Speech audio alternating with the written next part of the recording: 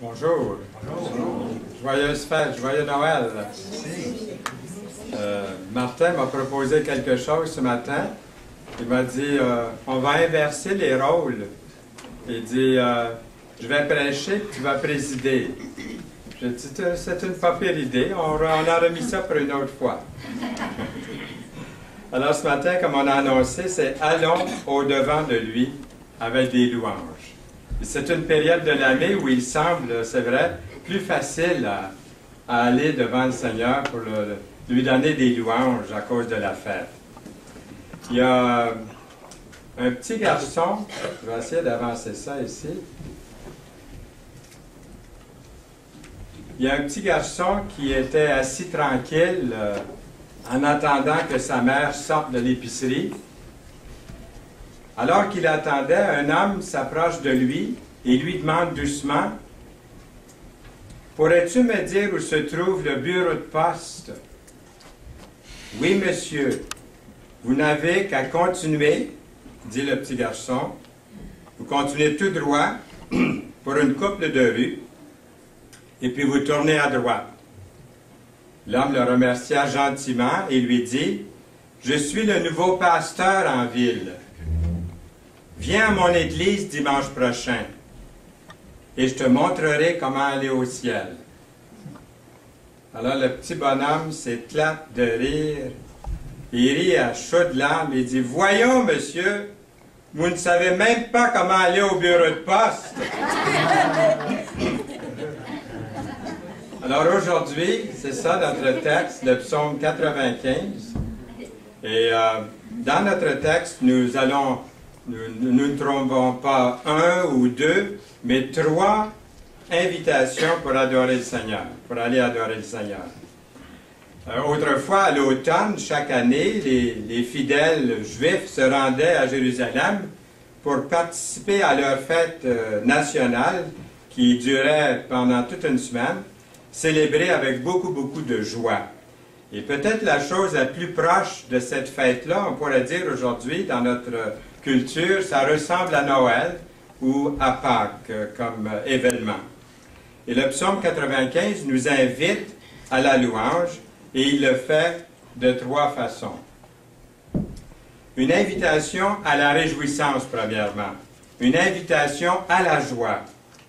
Nous lisons « Venez, chantons avec allégresse à l'Éternel. Poussons des cris de joie vers le rocher de salut. Allons au-devant de lui avec des louanges. Faisons retentir des cantiques en son honneur. » Psaume 95, 1 et 2. Dans les deux premiers versets, dans ces versets, nous retrouvons plusieurs enseignements sur l'adoration, les verbes conjugués à la première personne du pluriel, tels que « chantons » et « allons » que nous retrouvons ici. C'est la louange collective. Une invitation à la louange. Dans notre culture aujourd'hui, beaucoup restent, malheureusement, je dirais, à la maison, dans l'intimité de leur foyer, puis ils peuvent tout simplement zapper avec leur poste de télévision, puis écouter une émission, une prédication, une chorale, de la musique, tout ça, ce qui peut être une très bonne chose, mais ils évitent de cette façon-là d'aller rencontrer collectivement la communauté, les chrétiens, l'Église. Et le texte d'aujourd'hui parle de quelque chose de bien différent. C'est tout à fait vrai que nous avons besoin d'être seuls. Le Seigneur a bien dit d'entrer dans sa chambre, de fermer la porte et de prier. Il y a un temps pour ça, c'est vrai. Tout à fait vrai que nous avons besoin de méditer, d'être seuls avec le Seigneur au cours de la semaine. Mais nous avons aussi besoin de prendre part à la collectivité, pas vrai? D'une église locale, Les deux versets que nous avons lus nous invitent justement à faire partie du corps, qui est appelé l'Église, le corps de Christ, de la collectivité, et pas seulement individuellement. Les deux ont leur place. Il y a la louange vocale et instrumentale. Tout comme on pourrait penser à tort que le culte, où l'adoration ou les louanges, la réunion de louanges est une affaire privée, et ça peut être vrai dans certaines circonstances. De même, on pourrait croire que l'adoration ou la louange est aussi seulement une question de tranquillité silencieuse, de contemplation, de méditation. Tandis que certains cultes ou certaines réunions de louange pourraient être silencieuses, la louange de ce psaume 95 que nous avons devant nous maintenant nous invite à prendre part à une rencontre vocale et instrumentale. Le verset 1 parle de chanter et le verset 2 mentionne les louanges par des cantiques. Vous avez vu? C'est la louange pleine d'entrain, énergique, vive. C'est écrit, pas d'une façon moindre, « Poussons des cris de joie vers le rocher de notre salut. » Ça doit faire un peu de bruit, vous ne pensez pas? De pousser des cris de joie, ça doit faire un petit peu de... ça doit déplacer de l'air un peu. Et cette expression a été utilisée par les Israélites lorsqu'ils ont marché autour des murailles de Jéricho. Le peuple poussa des cris et les sacrificateurs sonnèrent de la trompette. Lorsque le peuple entendit le son de la trompette, il poussa de grands cris et la muraille s'écroula. Dans Josué 6, verset 20. L'expression a ici été utilisée lorsque l'arche de l'Alliance a été portée dans le camp. La Bible dit, lorsque l'arche de l'Alliance de l'Éternel entra dans le camp, tout Israël poussa de grands cris de joie, et la terre fut ébranlée. Imaginez-vous, 1 Samuel 4, 5, ça devait s'entendre. Ça devait s'entendre. Les églises sont un peu différentes les unes des autres. Vous avez peut-être visité des fois une église où c'était beaucoup plus bruyant que le groupe biblique de la Rive-Sud. Hein, il y a des églises comme ça. Et ce n'est pas toujours mauvais non plus. Certaines sont plutôt réservées, et ça aussi c'est très bien. Chacun a ses caractéristiques. D'autres sont assez bruyantes. Je me rappelle un jour, j'étais avec Réal Dubé, Gérald Dubé, je ne sais pas s'il y en a qui le connaissent. On l'appelait Roadrunner. C'est un homme très, très énergique, un chrétien qui aime beaucoup, beaucoup le Seigneur. Il était responsable, il était président des comités de prière dans toute la province durant Mission Québec avec Billy Graham en 1990. Et un jour, on est allés tous les deux faire un concert de prière à Shawinigan, dans une église très, très bruyante. Avant d'arriver, ils avaient déjà commencé à louer Dieu. Et on entendait du bruit, c'était l'hiver. Tout était fermé. Puis j'ai dit, mais qu'est-ce qui se passe? On entendait du bruit. Quand on est rentré là-dedans, ça louait à tue-tête, ça chantait. Bon, il y a une place pour ça. C'était leur façon de faire. On est entré là. Et le Seigneur m'a comme parlé pendant les quelques minutes avant de me lever pour aller donner le message, que peut-être ce qui manquait dans cette église-là, c'était le silence. Parce qu'il y a la place pour louer le Seigneur aussi dans le silence. Alors j'ai dit à Gérald, je vais leur demander de louer le Seigneur pendant quelques instants en silence. C'est quelque chose que l'Église n'avait, je pense, jamais expérimenté. Alors je dis à l'Église, je ne veux plus entendre un seul son, pas un Amen, pas un Alléluia. Et là, ça s'est tu. C'est devenu très, très tranquille, à tel point, vous ne le croiriez pas, on entendait chanter les oiseaux à l'extérieur des gros murs de l'Église. On entendait le vent, on entendait des choses qu'eux n'avaient jamais entendues. Ils ont loué le Seigneur de cette façon-là. Le pasteur est venu me trouver après et il a dit, c'est quelque chose qu'on a appris aujourd'hui, qu'on peut louer Dieu dans le silence. Il y a du temps pour les deux. Il faut respecter ce temps-là de silence quelquefois. Alors, c'est dans nos assemblées, en Église, ici, nous avons tendance, je dirais nous, à mettre l'accent surtout sur l'intellect ou l'esprit. Tandis que dans certains groupes évangéliques, on mise beaucoup plus sur les émotions. Disons-le comme ça.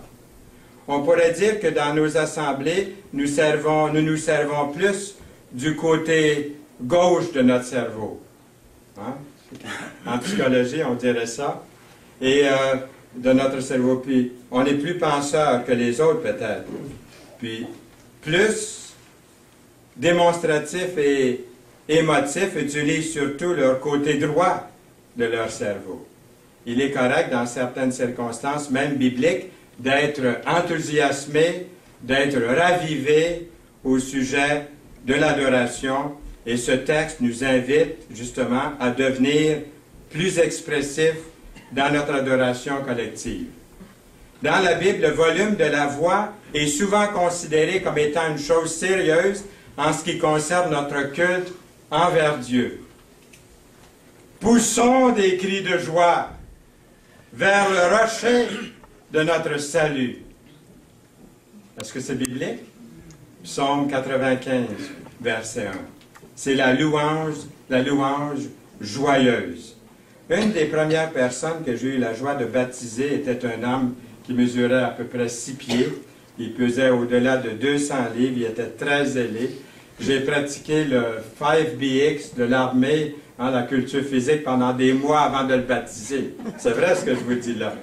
Même mon épouse était enceinte, je la baptisais hors de l'eau à tous les jours.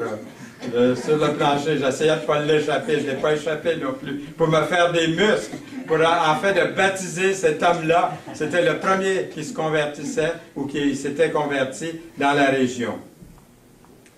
Et puis, il était, comme je vous dis, il était tellement zélé, il était tellement content d'appartenir au Seigneur, il était heureux, vraiment exubérant, plein de joie, de célébration puis de louange.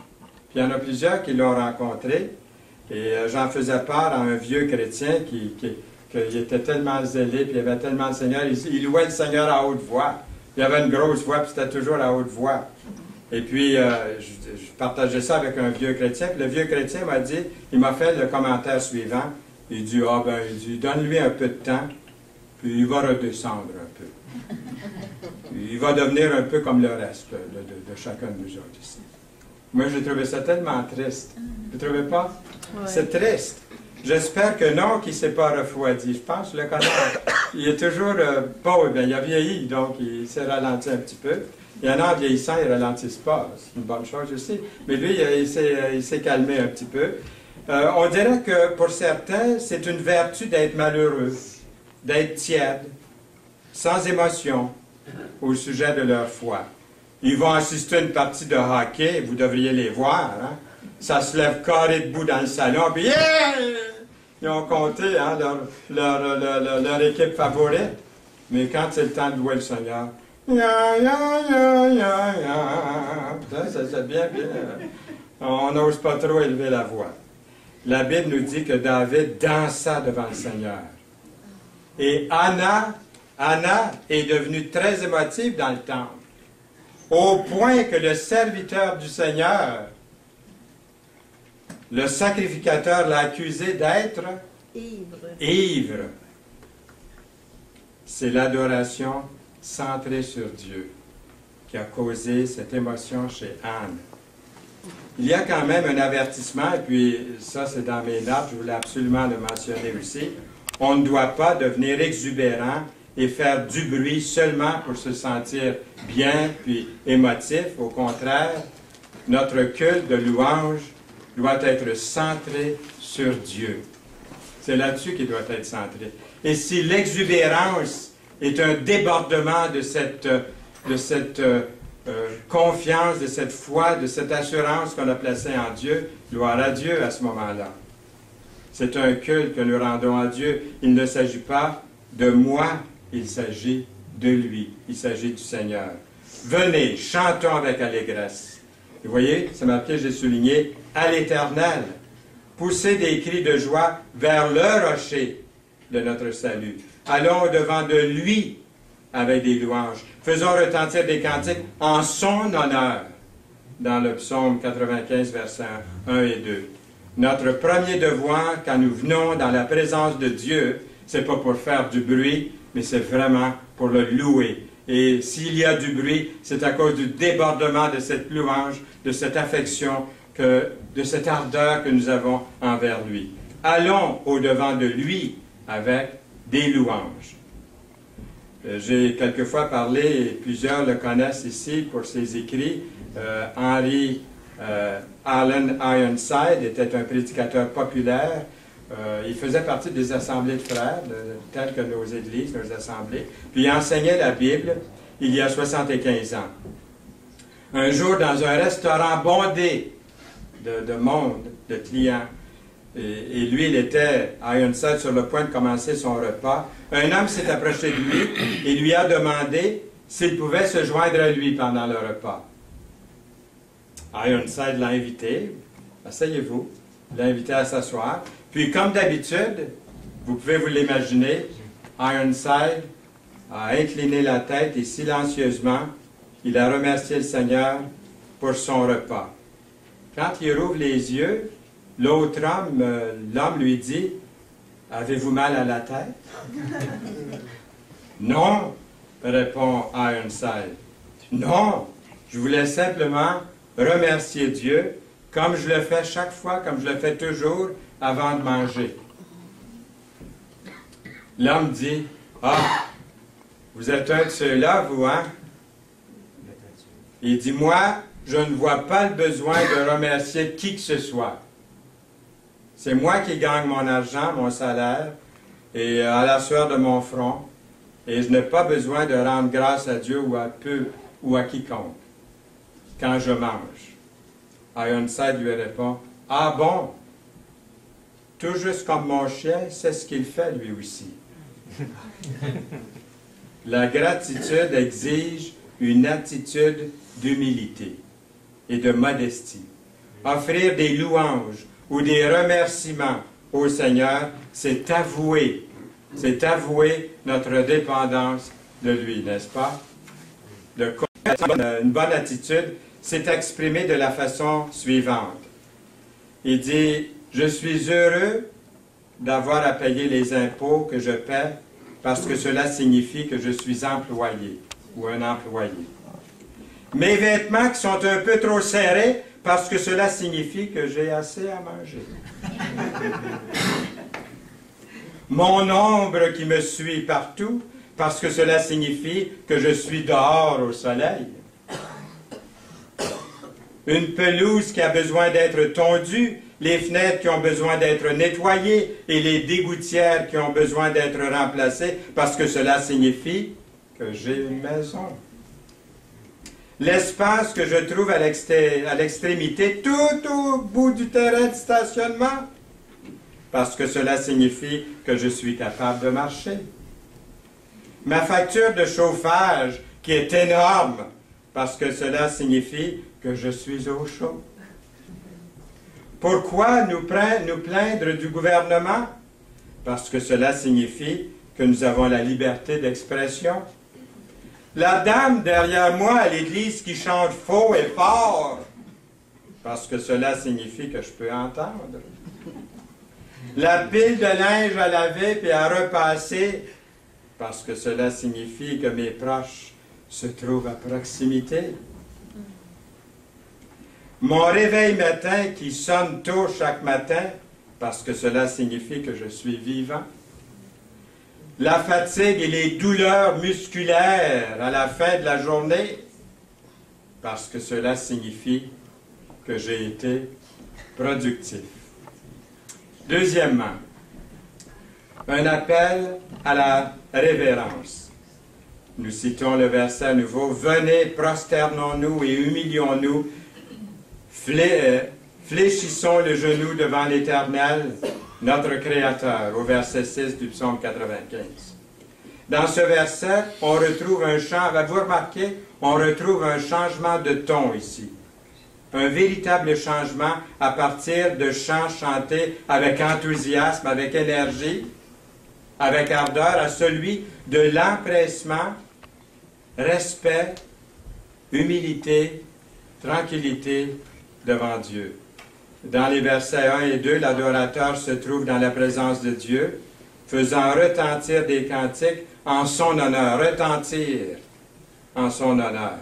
Au verset 6, l'adorateur se prosterne avec humilité devant Dieu dans le silence. Venez, prosternons-nous et humilions-nous. Pourquoi adorer Dieu? Pourquoi est-il digne d'adoration? Deux raisons trouvées dans ce psaume, en raison de sa grandeur. Car l'Éternel est un grand Dieu, verset 3. Dieu est le créateur de l'univers.